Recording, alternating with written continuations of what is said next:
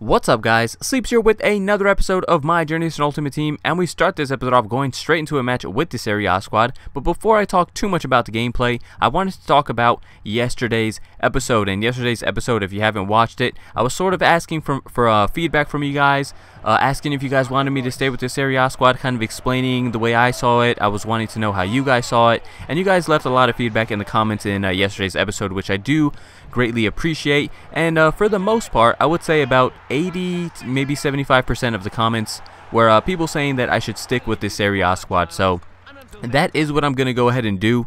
A lot of you guys did understand that, you know, this is a good strong league to start off with, you know, that have cheap players, especially like some cheap informs, and I can really, you know, I'll have a beastly Serie A squad. But for all of you who did want change, guys, don't worry, I will do this this series exactly like or very similar to the format in FIFA 12, which was one league at a time, and you know, you're just going to be seeing a bunch of B squads as this series progresses. So you guys are going to get the change you want here and there, and maybe I did say even when I made the hybrid fitness squad that the fitness squad can change. You know, I don't have to keep that squad forever, so maybe I'll use some of the players that I got in my free rare gold packs. A lot of you guys were saying that I can go ahead and use that, which was a good idea. So maybe I can make a hybrid or work with some of the best players that I got from my free packs. I don't know, I gotta look into it, see what hybrids I can do. So maybe in the coming episodes, or you know, sometime soon, I can change that squad, and you know, we'll get a little bit the best of both worlds. I'll still keep the Serie A squad, and I'll also have, you know, some fresh players here and there for our fitness squad. So we'll see how that all goes.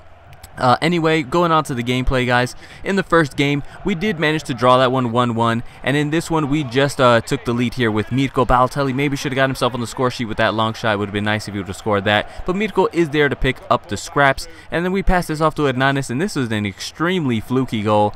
I'd be mad if that was me, because he tries to clear it. I don't know, it may have been a pass, but he ends up just like kicking it right into his goalkeeper's chest, and so the goalkeeper basically scores an own goal. But Hernanes actually did get the final touch, so it goes down as an Hernanes goal.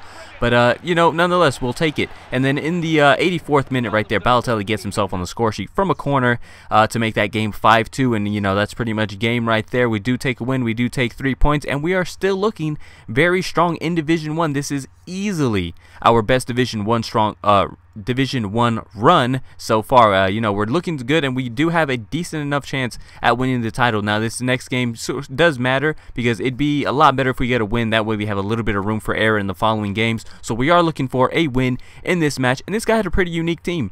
A lot of non-rare Spanish players, kind of a couple of low-rated Spanish players in there, some silver, so a unique team. I didn't really know what to expect from this guy, but the first half, as you see, it's a 0-0 draw, and then all of a sudden, you know, here we are at kickoff, and he decides, well, you know what, he didn't rage quit. It was just a weird disconnect. I don't know, I guess he lost connection. Not too sure what happened there, but obviously he lost connection, and that game doesn't count. We just got a couple hundred coins for playing that first half, and now we are on to the next match, and this is the one where we still do need a very important win in this one after we stop a couple of contracts on these guys, and we are now going to go back to the Serie A squad because Balotelli had an injury. Now he's over it, and we are ready for this match. Now, as I said, we are looking for a match for a win in this one, and this guy had a very strong looking League 1 squad with Pastore as a CM, which I really wish it was a cam in this game. To me, he plays better as a cam in the older FIFAs. He's right mid now. All that pace really doesn't help him too much in that position, but he does take the lead. And who got involved there? Actually, Pastore giving the assist. So he is up 1-0. And then right here, maybe we get a little bit luck. As you see, maybe, I'm not sure if he got a touch on that clearance, if it just went over him. Anyhow, it falls to Pogba.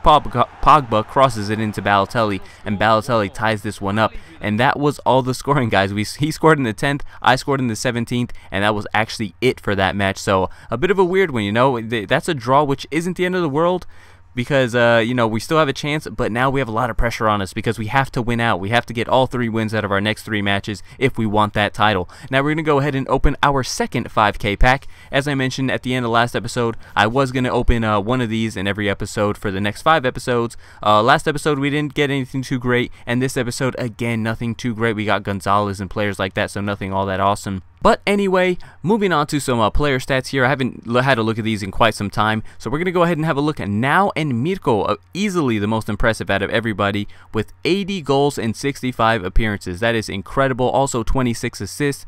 Gabbiadini, of course, is still up there. Mandzukic still manages to have more goals than games, which is really nice. But Remy's a little disappointing there with only 19 and 34. Diego's actually right behind him, and he's not even our striker. So, you know, I expect a little bit more from Remy. And moving on here, Balotelli also a little disappointing with only 9 goals in 15 games played. But he does have 10 assists, so, you know, and he does actually feel good having him out there. So, I don't know. I don't have too many complaints about Balotelli. I just wish he'd score maybe, a little bit more goals. At least like 12 and 15, something like that.